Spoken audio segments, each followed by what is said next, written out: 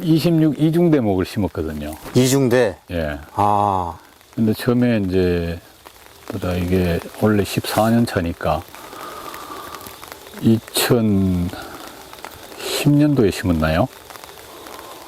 2011년. 11년. 14년 차니까. 14년 차거든요.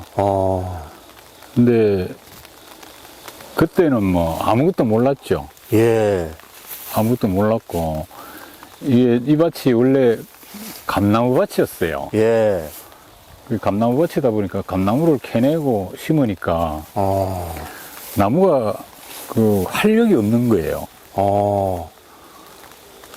그래서 크지도 안 하고 뭐 하여튼 비실비실했어요. 예. 그래서 그때는 뭐 재배 기술도 없었고 그다음에 저기 뭐야 그 뭐라 저기 수영에 대한 개념도 없었고 그래가지고 그냥 말 그대로 그냥 생긴 대로 농사를 지었어요. 이거는 지금 뭐 특별한 수영이 없어요. 그냥. 이거 없죠. 이거 없는 거죠. 네. 이거는 저는 이제 자유형, 자유형 그냥. 그다음에 자연수영, 그러니까 크는 대로 내비두는 지 거. 맘대로 수영. 예. 예. 개시명은 아니에요, 그죠? 그건데 아, 이게 개시명이에요? 아니요, 개시면 아니에요. 개시명 아니죠. 예, 아무 수영도 그러니까 아니에요. 그냥 크는 대로. 지 멋대로 지금 둔 지금 것 같아. 크는 대로 지금 예. 그걸 했거든요. 일단 한번 둘러보세요. 예. 모르긴 몰라도 저기 사과 상태가 이런 가몽이 이 상태 정도 되는 가원을 찾기가 힘들 거예요 아마. 근데 뭐 과가 원래 좀 대과긴 한데 예. 가몽이 그죠? 대과죠. 요 밭은 제 손으로 다 했어요. 근데 지금 엄청 굵네요, 벌써. 예. 한 10월, 한 20일, 10일에서 20일경 따죠? 지금 계획은 10월 한 20일 전후. 20일, 그죠? 예. 전후. 예. 야, 근데 뭐, 비대가 엄청 잘 돼 있어요, 보니까. 앞으로도 계속 클 거 아니에요, 이게? 이게 젓갈을 7월 초에 했어요. 7월 초. 예. 그때 끝냈다. 아니면 늦게 했다? 젓갈을? 예, 늦게 했어요. 젓갈을 늦게 했다. 예. 아. 7월 초에 6월 말 7월 초 이 무렵에 했거든요. 가몽은 너무 일찍 젓갈을 하면 사과가 너무 커요. 작년에는 8과짜리도 나왔어요. 8과, 7과, 8과짜리도 나왔어요. 1kg 넘는 것도 나왔어요, 사과가. 하나에? 예. 그 외국 애들을 5kg 기준 7과 8과 나왔다. 일꾼들 시켜가지고 젓갈을 시켰더니 이게 이제 사과와 사과 사이에 주먹이 들어갈 정도의 간격을 유지를 해라 하니까 너무 많이 따가지고 예. 사과가 작년에 너무 굵었어요. 그래가지고 전부 뭐 8가, 9가, 10가, 11가, 12가도 잘 없었어요, 작년에는. 예. 이 가몽은 12가나 14가 요 크기가 제일 맛있거든요. 그래서 올해는 젓갈을 일꾼들한테 못 맡기고 가몽이 지금 2군데가 있는데 예. 제 손으로 다 했거든요. 일단 한번 쭉 둘러봐요. 그러면은 일반적인 농가들은 그러면은 가몽은 이제 너무 일찍 하면은 너무 커진다 그 말씀이고. 예, 예. 그러면 일반적인 농가들은 언제 주로 젓갈을 합니까? 대체로 지금 문경에는 가몽사가 젓가는 늦게 해야 된다고 상식으로 지금 다 알려져 있어요. 그러면 사장님이 아까 하셨다고 하는 7월 달 예. 그때 하시구만요. 거의 뭐 6월 달. 6월 말? 예. 6월 중하순 뭐 이쯤에 할 거예요. 아마. 6월 중하순. 예. 근데 사장님은 7월에 하셨다. 통상 옛날에는 4월 말 5월 초, 5월 중순에 막 끝냈거든요, 젓갈을. 옛날에는. 예, 옛날에. 예. 뭐 후지나 이런 거 하듯이. 예. 그래서 똑같이 이게 했다. 가몽은 젓갈을 늦추는 이유가 몇 가지가 있어요. 첫째는 너무 대가가 되니까. 그렇죠. 예. 아. 하고, 그 다음에 대가가 되면 고두가 생겨요. 지금 고두 없죠? 아, 고두가 예, 된다. 지금 벌써 고두 생길 시기거든요. 아, 지금이? 예. 아, 지금부터 이제 발생을 시작을 합니까? 9월부터 빠르면 8월 말부터 고두 생겨요. 아, 예, 그때부터. 고두 한번 찾아보세요. 하나도 없죠. 그러니까 고두가 없다. 요거는 고두 같은데, 요거.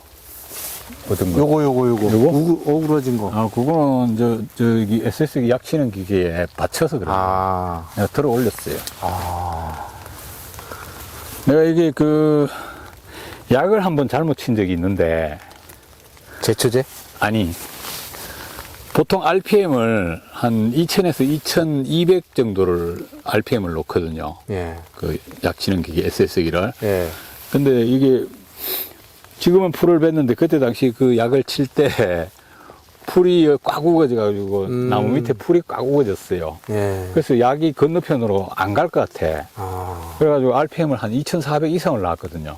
근데 바로 동록이 생기더라고요. 여보, 한번 봐봐요. 아, 이쪽은 약 맞는 쪽이죠. 예. 반대편은 괜찮죠. 아, 약 맞는 쪽이죠. 반대편은 괜찮죠. 아, 그러네. 예. 확실히 차이가 나네. 예. 지금 본 자, 거는. 여기도 한번 봐보세요. 약 맞는 쪽이죠. 예. 반대편 깨끗하죠. 아, 그죠? 야, 이 동록하고 RPM 예. 그 수준하고는 직접적으로 관련이 있네. 그렇죠. 동록이 봄에 뭐 냉해라든가 여러 가지 이유가 있는데 예. 이거 약 치는 기계 RPM도 동록을 일으켜요. 아, 그러면 사장님 얘기는 2300 이하로? 처음에 약 칠 때는 한 1800 정도로 시작을 해요.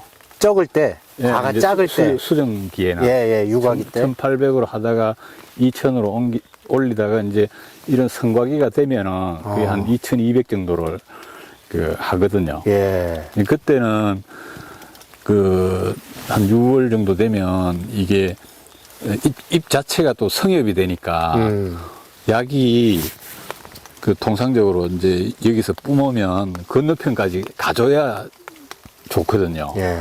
그러다 보니까 이제 RPM을 뭐 1800 하다 2000 하다 2200까지 올리는데, 원래는 그것 때문에 RPM을 괜찮겠지 했는데 그 예감이 그냥 적중하더라고. 야. 약을 쳐놓고 며칠 있다가 와봤어요. 예. 예. 이제 와봤는 게 아니고 풀배로 왔어. 예. 풀을 베다 보니까 전부 약 맞는 다 쪽은 이쪽이네. 약 맞는 쪽은 전부 이렇게 돼 그러네. 있어요. 근데 반대편은 예. 괜찮아요, 그죠? 아. 예. 다르죠? 그 줄간 거 있잖아요. 예. 쭉쭉 줄간 이거? 그것도 동록의 일종입니까? 예, 동록의 일종인데 이거 수정선이라 그래요. 예? 수정선? 예, 수정되면서 이런 선이 생겨요. 예. 예, 여자들 임신선처럼. 아, 요런 거. 예, 예. 근데 이게 이제, 과가 커지면 예. 이 부분이 갈라져요. 아, 그래요? 예, 너무 대과가 되면? 예, 예. 갈라져요. 그렇구나. 야, 그러면은 이 동록은 이제 뭐 냉해라든지 흔히 그렇게 많이 알고 있잖아요. 그죠? 꽃 피는 시기 뭐 육아기 때 원래 부패가 꽤 많네요. 부패과 예, 부패가. 일소 영향하고 관련이 있습니까? 일소하고는 큰 관계는 없어요, 일소하고는. 그러면 그 부패병이다? 견문이 썩은 병? 전혀 관계가 없는 건 아니고, 이게 과피가 예. 일소를 받으면 얇아지잖아요. 그렇죠. 그러다 보면은 보호막이 없어지니까 큐티큘라층이라는 그 단백질층이 있잖아요. 예. 그 보호막이 얇아지니까 그쪽으로 그 병균 침투가 쉬워지겠죠. 근데 뭐 통상적으로 이게 방제가 좀 소홀하다는 쪽으로 대부분 다 생각을 해요. 이렇게 부패, 단저, 그 다음에 과심. 동록은 그렇고 이 RPM, SS기 RPM하고 굉장히 그러면 거의 직접적으로 영향이 있는 거네요, 그죠? 예. 세게 올리면 특히 육아기에 보호 솜털 있잖아요. 예. 이게 벗겨지지 않았을 때 이게 세게 맞으면 바로 동록이 생겨요. 아, 그렇구나. 예. 동록이 바로 생겨요. 그 다음에 이제 그런 거는 이제 물리적 자극에 의해서 동록이 생기는 거고, 그 다음에 이제 냉해. 예. 냉해를 받는다든가, 그 다음에 약해. 예. 예를 들어서 혼용을 너무 많이 한다든가, 그 농도가 진하게. 예. 그 다음에 그 방제 간격이 짧다든가, 예. 아니면 너무 자주 뭔가를 아. 친다든가 이러면은 약해를 받을 수 있잖아요. 그죠? 그러다 보면 이게 동록이 생겨요. 이게 잎도 그렇고 사과도 그렇고 다 호흡을 하거든요. 예. 예. 이게 사과는 이런 과점이라는 게 있는데 예. 이런 쪽으로 호흡을 하고 잎은 뒤에 이제 기공이라는 그런 공변세포 이쪽으로 이제 호흡을 하잖아요. 사람도 콧구멍으로만 호흡하는 거 아니잖아요. 그렇죠. 피부로도. 예. 그죠? 이게 땀 내보내면서. 그러니까 사장님 얘기는 이제 동록은 그렇게 좀 정리가 되는 것 같고, 동록의 원인은. 그죠? 세게 치고, 또 농도를 짙게 치고, 예. 그러면 농도가 짙어지는 거는 자- 농약을 여러 가지를 섞었을 때, 예. 한 번에 혼용했을 때, 예, 자주 치고. 자주 치고. 원래는 살균제, 살충제 그거만 전부 쳐야- 단용으로 치는데 그러니까, 원래는. 그 방제 횟수가 너무 많다 보니까 그냥 편법으로 살균제, 살충제는 혼용을 해서 치잖아요. 근데 저는 이제 그 칼슘제까지는 혼용을 해요. 두 가지는. 예, 칼슘제까지는. 예, 칼슘까지는. 예, 칼슘제. 액상칼슘. 칼슘을 섞으면 안 될 것 같은데. 예, 근데 좀 농도를 좀 진하게 안 하고 예. 그 칼슘은 연하게 타거든요. 아. 대신에 이제 칼슘을 넣는 횟수가 많죠. 한 8번 정도 돼요. 아, 저 작기 중에 예. 총 8번. 농촌경제연구원인가 그쪽에서 실험을 한 결과가 통상 연 한 6회 정도 칼슘 연면 시비를 하면은 예. 이 고두 예방에 효과가 있다 그러는데 예. 4번까지도 실험을 해봤어요. 예. 4번 칼슘제를 4번으로 한번 해봤는데 4번 하니까 고두가 6번 하는 것보다는 더 생겨요. 아, 그렇구나. 네. 헬스하고. 그래서 이번 반대로 예. 늘려봤어요. 8번까지 아. 늘려봤어요. 늘려보니까 6번보다 또 덜해요. 그럼 올해 그렇게 해보셨다는 거야? 아니면 기존에 꾸준히? 올해하고 작년에하고 2번 했어요. 아, 작년, 올해 두 번 그렇게. 그 전에는 6번도 해보고 4번도 아, 해보고 예. 했는데 그 칼슘제 살포는 그 고두 예방에는 거의 필수적이라고 보면 돼요. 그거는 근데 일반적인 농민들이 다 알고 다 있는 알고 있어요. 사실이잖아요. 네, 다 알고. 근데 이제 횟수가 문제다. 사장님 얘기는. 횟수도 문제고 문제는 이제 그 칼슘제도 이렇게 그 넣으면은 농도가 진해지잖아요. 예. 근데 고온 시간대는 피해야 되죠. 고온 시간대는. 예를 들면 11시, 12시 예. 벌써 30도 이상 올라가고 이러면은 그 시간대는 피해야 돼요. 그래서 여기는 거의 오후 늦게나 아니면 오전 일찍이나. 예. 그러니까 아침, 저녁으로 쳐야 될 것 예. 같아요, 보니까. 그리고 이제 이게 칼슘제뿐만 아니고 약 치는 시간대도요, 오히려 새벽이 안 좋아요. 아, 그래요? 네, 새벽이 안 좋아요. 새벽이 제일 좋을 것 같은데. 새벽에 약 치면 사람은 약 치기가 편한데, 예. 새벽에 일찍 치면은 오히려 그 동록에 악영향을 미치더라고. 뭐, 이슬이 혹시 있을 수 있어서 그런 건가요? 그게 온도 때문에 그런지. 그래서 저는 언제부턴가는 거의 아침 7시 반, 8시 이후부터 약을 쳐요. 그때가 좋을 것 같은데. 그전에는 예. 그 케빈이라는 그 방제기가 없었으니까. 예. 막 더우니까 예. 우비 입고 해야 되니까 그렇게 새벽 4시, 5시부터 막 치기 시작해 한 9시 반이나 예. 10시쯤 되면 마치고 이랬는데 예. 그 이제는 이제 한 8시 시작하면 11시 정도 오전에 마치고 오후에는 한 4시 반이나 5시 시작해 갖고 한 7시 반이나 8시쯤까지 약치고 예. 그 시간대에 이제 약을 치니까 제일 괜찮은 것 같아요. 아, 그러니까 너무 일찍 새벽에 하지 말고 한 7시경에 시작하는 게 좋다. 그게 육아기에, 그러니까 예.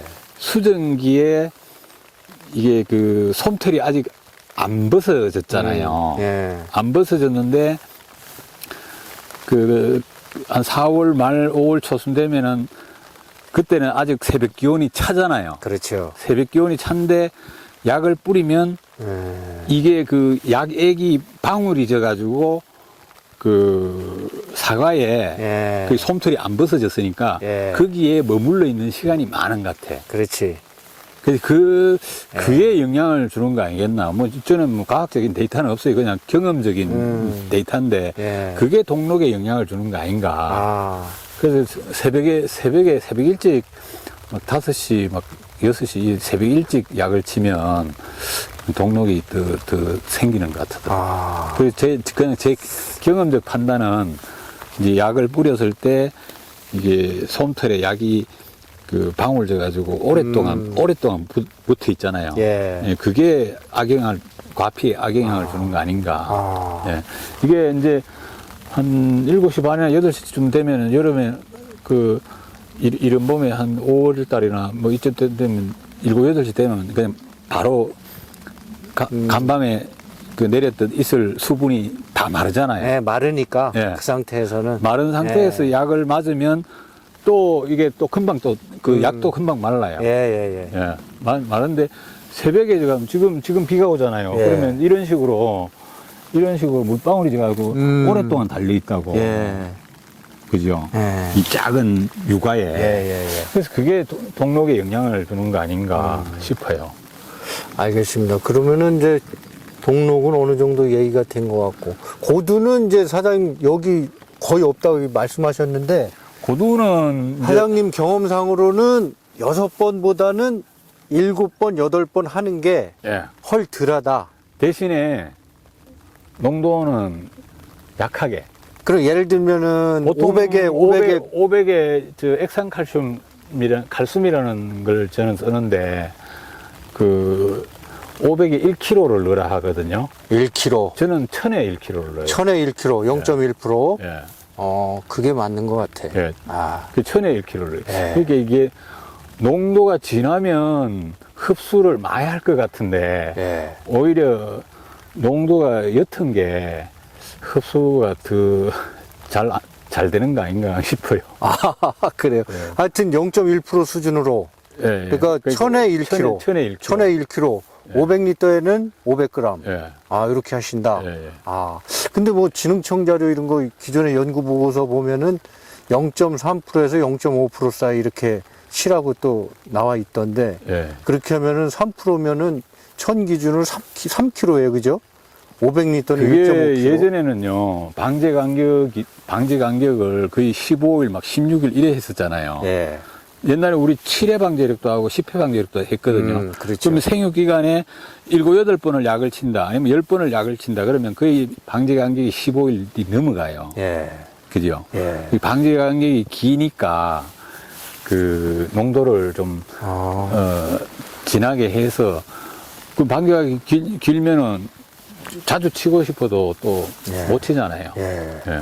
그 통상 칼슘제를 단용으로 치는 사람들 잘 없거든요. 아, 그러니까 사장님 같은 경우는 이제 농약하고 같이 혼용한다 그 얘기구만요. 예, 이거 한번 봐봐요. 아, 약 맞는 데는 이렇죠. 예. 예. 아, 뒤로. 요런 거는 봄에, 예. 봄에 냉해로 동록이 생긴 거고. 수정 시기에. 이게 좀 심한 거 있잖아요, 이런 거. 아, 예. 알겠습니다. 그거는 이제 농약을 같이 섞을 때는 농도를 0.1% 정도로 하는 게 좋을 것 같고, 단용으로 칠 때는 0.3에서 0.5% 예, 이렇게 하시면 될 것 같습니다. 500에 1kg. 예. 아, 알겠습니다.